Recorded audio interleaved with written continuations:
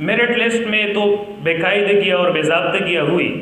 اس کے بعد food authority میں جو اصل میں اور بھی جو ویکینسیز تھی ان کا انٹرویو کا ہمیں اتنا اندازہ نہیں ہے, کیونکہ وہ جن لوگوں نے انٹرویو دیا ہے ان کو پتہ ہوگا. ہمارے ادھر جو ساتھی بیٹے ہیں ان میں زیادہ تر ایف ایس اوز کے لیے یعنی فوڈ سیفٹی آفیسر اور اے ڈی ایف ایس یعنی اسسٹنٹ ڈائریکٹر فوڈ سیفٹی کے لیے انہوں نے انٹرویو دیا, بعض نے دونوں کے لیے انٹرویو دیے.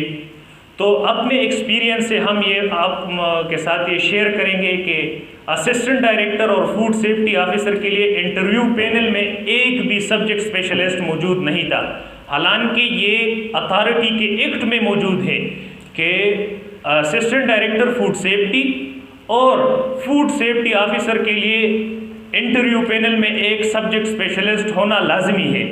لیکن اسی انٹرویو پینل میں ایک بھی بندہ ٹیکنیکل نہیں تھا. دوسری بات یہ ہے کہ 4 بندے تھے انٹرویو پینل میں, لیکن ادھر جو بندے تھے میرا انٹرویو 3 بندوں نے کیا اور اس میں ڈی جی صاحب خود تشریف فرما نہیں تھے. میرے دوست تھے, یہ عبداللہ بیٹا ہے, اس کا انٹرویو 2 بندوں نے کیا ہے. یہ حامد ظہیر, آپ کا انٹرویو کتنے بندوں نے کیا؟ 2 بندوں نے حامد ظہیر کا انٹرویو کیا. اور حامد ظہیر کا میں بتا دوں یہ اپنے کلاس کا گولڈ میڈلسٹ ہے, یہ میڈلسٹ ہے, یہ ٹیسٹ کا ٹاپرز میں آتا ہے. آپ کے ٹیسٹ میں کتنے مارکس تھے؟ یہ اپنے زون میں ٹاپر تھا. حامد ظہیر اپنے زون میں ٹاپر تھا اور یہ میڈلسٹ ہے. یہ ایاز ہے, یہ ٹیسٹ ٹاپر تھا. اوور آل کے پی کے میں اس نے ٹیسٹ میں 2nd پوزیشن حاصل کی ہے. یہ حامد ظہیر, آپ کیمرے حامد ظہیر کی طرف کرے, یہ سوری ایاز خان کی طرف. ایاز خان اپنے زون میں تو ٹاپر تھا ہی, پورے کے پی کے میں یہ 2 نمبر پر تھا ٹیسٹ سکورنگ میں, اور یہ اپنے بیچ کا گولڈ میڈلسٹ ہے. ہمارے ساتھ بیٹا ہے ایاز خان, چترال سے ان کا تعلق ہے. یہ زون 3 کا کینڈیڈیٹ ہے, یہ ٹاپر تھا پلس گولڈ میڈلسٹ تھا. اسی طرح انٹرویو کے بارے میں آپ کو بتا رہا تھا کہ انٹرویو میں کوئی سبجیکٹ اسپیشلسٹ موجود نہیں تھا. ہاں, ایک بایولوجیکل سائنس کا بندہ اس میں موجود تھا. بایولوجیکل سائنس کا جو بندہ تھا وہ اسی طرح لگ رہا تھا بظاہر کہ وہ جماعت نہم اور دہم کے بایولوجی کا مطلب ٹیوشن پڑھانے والا بندہ لگتا تھا. جو ایف ایس اوز یعنی فوڈ سیفٹی آفیسر اور اسسٹنٹ ڈائریکٹر فوڈ سیفٹی کے کینڈیڈیٹ سے وہ سوالات پوچھ رہے تھے جو نہم اور دہم جو بایولوجی کے اسٹوڈنٹ کو ٹیوشن میں پڑھائے جاتے ہیں, حالانکہ وہ ریلیونٹ بالکل نہیں تھے. فوڈس کے ریلیٹڈ انہوں نے بہت کم سوالات پوچھے اور زیادہ تر یہ ارریلیونٹ کوشچن پوچھے گئے. دوسری بات یہ ہے, جس طرح میں نے آپ کو عرض کیا کہ انٹرویو کے پینل میں یہ ایف ایس اوز کے لیے ڈی جی صاحب انٹرویو پینل کے چیئرمین ہوتے ہیں. بطور چیئرمین ڈی جی صاحب کے لیے یہ ضروری ہے کہ وہ انٹرویو کے پینل میں خود تشریف فرما ہو, لیکن ڈی جی صاحب نے زحمت گوارا نہیں کی کہ وہ خود بیٹھ جائے.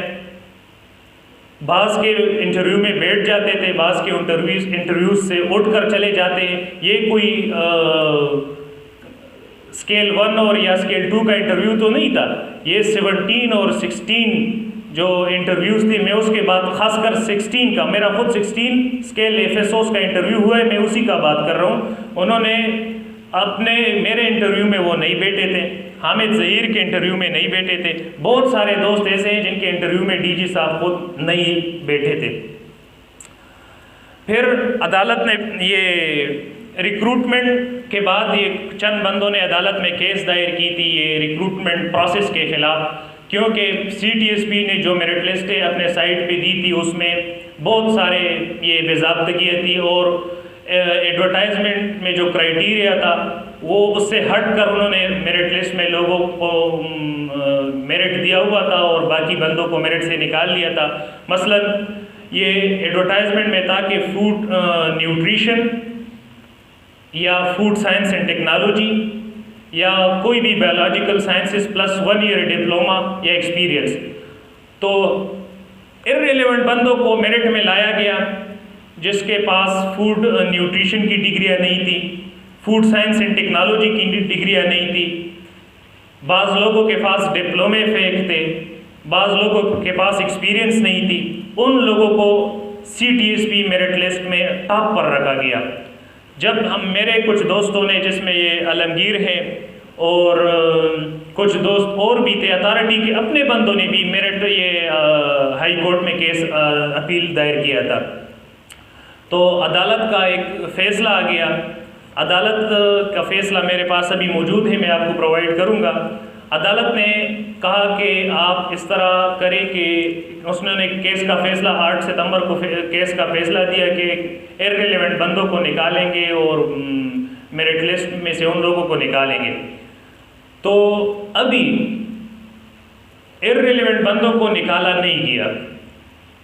میں خود HR کے دفتر گیا، فوڈ اتھارٹی، میں نے کہا کہ آپ ہمیں میرٹ لسٹ پرووائڈ کر دیں کہ کس کرائٹیریا پر آپ نے لوگوں کو سلیکٹ کیا ہے۔ ادھر ڈائریکٹر HR تھا یا کوئی تھا، میں اس کو ذاتی طور پر جانتا نہیں، انہوں نے کہا کہ ہم آپ کو میرٹ لسٹ پرووائڈ نہیں کر سکتے۔ میرا دوست یہ عبدالحد ادھر بیٹا ہے، انہوں نے ریٹن فارم میں اپلیکیشن دی کہ آپ ہمیں میرٹ لسٹ پرووائڈ کریں، HR نے میرٹ لسٹ پرووائڈ نہیں کی۔ ایاز خود DG صاحب کے آفس گئے اور انہوں نے HR والوں سے بات کی کہ آپ ہمیں میرٹ لسٹ پرووائڈ کریں، ان کو میرٹ لسٹ پرووائڈ نہیں کی گئی، حالانکہ میرٹ لسٹ لیٹ کر رہے ہیں کہ یہ پروسیس کمپلیٹ ہو پھر ہم میرٹ لسٹ پرووائڈ کریں گے۔ جب پروسیس ہی کمپلیٹ ہو پھر ہم نے میرٹ لسٹ کا کیا کرنا ہے؟ دوسری باتیں یہ ہے کہ میرٹ لسٹ میں بندے کو پتہ چل جاتا ہے کہ اس نے انٹرویو میں کسی کو کتنے مارکس دیے ہیں، ریٹن میں کتنے دیے ہیں، اس کا ایکیڈمک کوالیفیکیشن کتنا ہے۔ یہ CSS اور PMS ہمارے پاکستان کے ٹاپ ایگزامینیشن ہوتے ہیں، اس میں DMC فیل والوں کو بھی DMC دی جاتی ہے اور پاس والوں کو بھی DMC دی جاتی ہے۔ پھر میرٹ لسٹ بنتا ہے، میرٹ لسٹ سائٹ پہ اپلوڈ کیا جاتا ہے۔ CTS یہ اتھارٹی والوں نے میرٹ لسٹ سائٹ پہ اپلوڈ ہی نہیں کیا، راتوں رات لوگوں کو اپائنٹمنٹ کے لیے کال کیے ہیں، رات 12 بجے، یہ گواہ ہیں، رات 12 بجے CTSP رات ورکنگ آور میں بندے کو کال کرنا چاہیے، رات 12 بجے کون سی اپائنٹمنٹ آرڈر ایشو کی جاتی ہے؟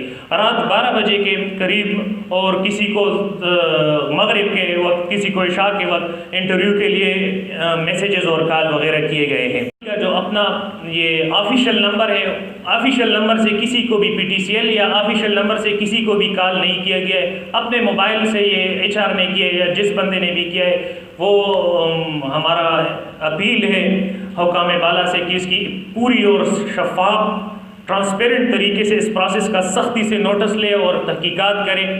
جن یہ جو ہمارے ریزرویشن ہیں، ہمارے جو مطالبات ہیں، ان پر غور کیا جائے۔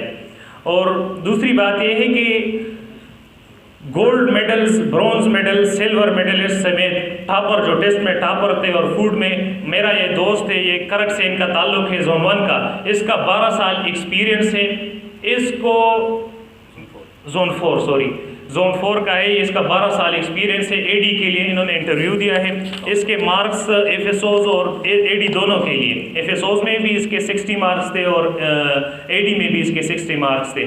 یہ بیچلر بھی انہوں نے کیا ہے BSc آنرس، MSc بھی انہوں نے کیے فوڈ سائنس اینڈ ٹیکنالوجی میں۔ 12 ایئر ریلیونٹ ایکسپیرینس اس بندے کے پاس ہے۔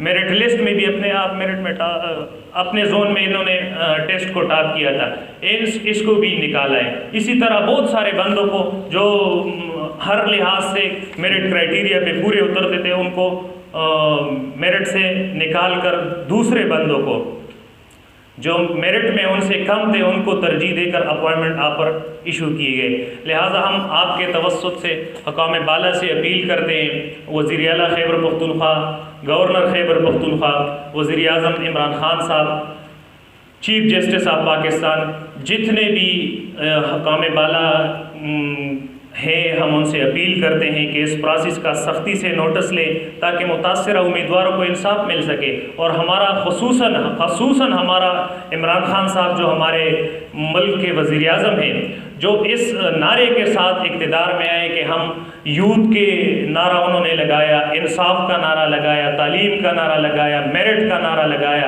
تو ان سے ہم خصوصاً یہ ریکویسٹ کرتے ہیں، اپیل کرتے ہیں کہ اس پروسیس کا نوٹس لے، اس میں اس کا کی پوری اور شفاف تحقیقات کی جائے۔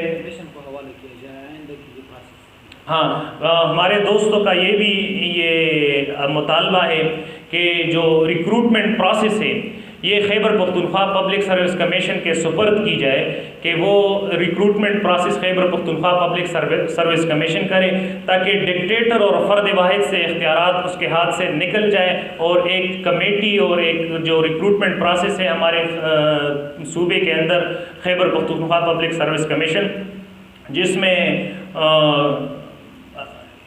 میرٹ کی بہت حد تک وہ میرٹ میں فالو کیا جاتا ہے اور جس میں اقربا پروری وغیرہ کے چانسز انتہائی کم ہے، تو ہمارا مطالبہ ہے دوستوں کا کہ اس پروسیس کو اور آئندہ کے لیے بھی اور یہی پروسیس کی بھی شفاف طریقے سے ٹرانسپیرنسی سے اس کی تحقیقات ہو جائے اور کے پی Khyber Pakhtunkhwa public service commission کو یہ حوالہ کیا جائے۔